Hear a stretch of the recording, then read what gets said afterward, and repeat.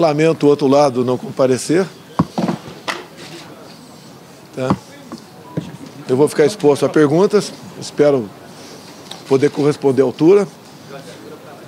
Temos muito o que falar, mostrar o que o governo fez, como atendeu a todos. O outro lado se esconde, cria um fake news. Paulo Guedes acabou de declarar, como eu também. Teremos aumento real do salário mínimo no ano que vem. Teremos aumento real para os aposentados e também para os servidores públicos. Se a esquerda não se apoiar em mentiras, o que eles têm a apresentar? Nada, né?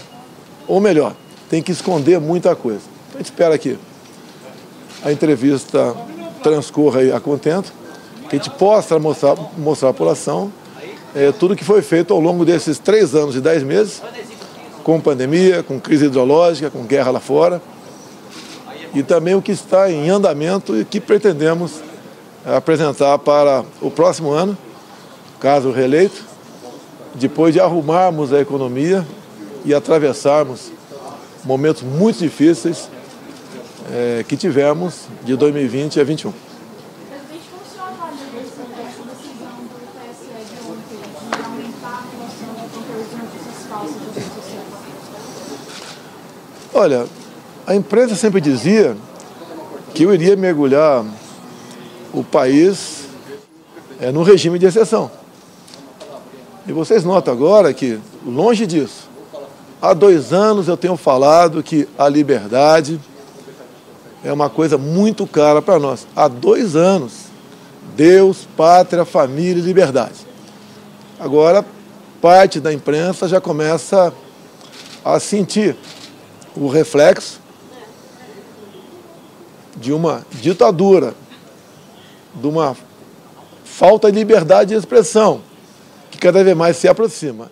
E olha que a gente não precisa de leis para falar em liberdade de expressão. O próprio artigo 220 da Constituição, diferente de outros artigos que falam na forma da lei, fala exatamente o contrário, que nenhuma lei pode ser feita de forma infraconstitucional para tolher a liberdade de expressão. A liberdade de expressão é o oxigênio de vocês da imprensa. Hoje está sendo a Jovem Pan, amanhã será vocês. Então, só uma coisa me conforta nisso tudo, é que a conscientização de parte de vocês já se começa a fazer presente de que nós não podemos negociar com a liberdade, senão a nossa democracia vai embora. De que adiantou aquela carta à democracia, onde pessoas que censuram vocês hoje elogiaram a carta lá atrás, mas não respeitam a carta maior da Constituição, a carta maior que é a nossa Constituição. Vamos falar na próxima, presidente. Se você for reeleito, o senhor já tem a ideia do perfil que você quer para a STF ou algum nome que você quer? Os 2 nomes é perfil parecido do André Mendonça e o do Cássio. Eu não vou citar nomes, né? Eu sempre falo, são pessoas que preservam valores como eu. Jamais você indicaria para lá um abortista, por exemplo, né?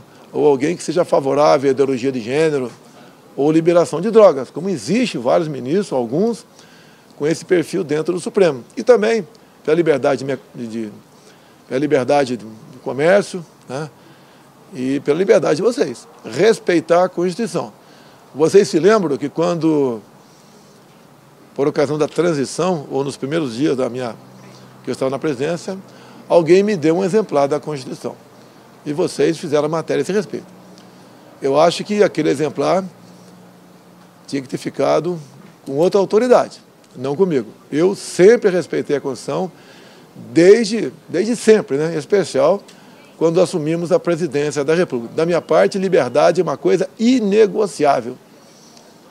E colegas de vocês estão sentindo que isso não está sendo respeitado por parte de uma outra pessoa, assim como todos nós aqui, dos 3 poderes, né?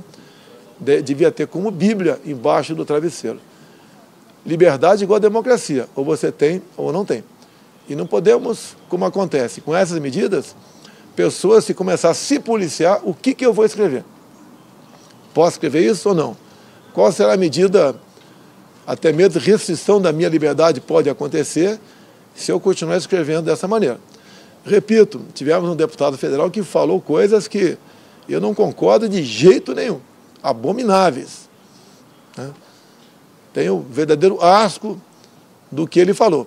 Mas tem um artigo da Constituição 53 que diz que todos os deputados e senadores são civil e penalmente, né, invioláveis por quaisquer de suas palavras, opiniões e vozes. Se eu não gosto de um dispositivo da Constituição, vamos procurar apoiamento para mudá-lo. Jamais ignorar esse dispositivo. Como vi um voto hoje de uma pessoa do Supremo Tribunal Federal dizendo a medida é excepcional e a liminar poderá ainda ser revogada. Reconhece que a liminar não tem qualquer amparo na Constituição. Não pode falar que vale até as eleições. Não estamos em estado de sítio. Até mesmo em estado de sítio, que eu posso pedir a decretação via Parlamento brasileiro, e se o Parlamento me der o direito de fazer valer o decreto de sítio, essas medidas, por exemplo, não seriam aceitas. E qualquer abuso da minha parte, eu seria responsabilizado lá na frente. Não pode, agora, uma pessoa ou outra, de forma monocrática, caçar a liberdade de expressão do povo, né? E muito menos de vocês. Okay? Agora o presidente Jair Bolsonaro segue aqui e vai conversar com os demais veículos cadastrados aqui para essa cobertura. Vamos acompanhar mais um momento, Rosiane. Hoje a imprensa, amanhã pode ser a população. Olha, você deve se lembrar que há 2 anos eu venho falando de liberdade, como quase que pregando no deserto. E eu já sabia que isso estava em curso no Brasil. Certas coisas não acontecem de uma hora para outra, aos poucos. Chegou agora na imprensa brasileira. Sem liberdade de expressão, acabou a imprensa. E eu, por mais que vocês tenham me criticado, né, eu sempre defendi a liberdade de vocês. Eles esperavam, ou muitos até de vocês esperavam, esse comportamento de censura vir da minha parte. Da minha parte nunca houve uma palavra, não tem um ato meu para cercear a liberdade de quem quer que seja. E sempre digo, se alguém se sentir ofendido, que vá à justiça, calúnia, difamação, e não onde um tribunal, que vamos assim dizer, não é a parte principal, né, dos 3 poderes, tomar adesão como essa, eu acho que, com todo respeito, é um deboche para com vocês de toda a imprensa. Eu já venho falando isso há pelo menos 2 anos. E realmente é lamentável. O Brasil ainda é um país democrático. No que depender de mim, continuar sendo. Digo a vocês, em havendo uma reeleição, eu tenho vontade de publicar decretos com cópias de artigos da Constituição, sem mexer uma vírgula. E dizer que quem agir em desproporcionalidade está abusando de autoridade.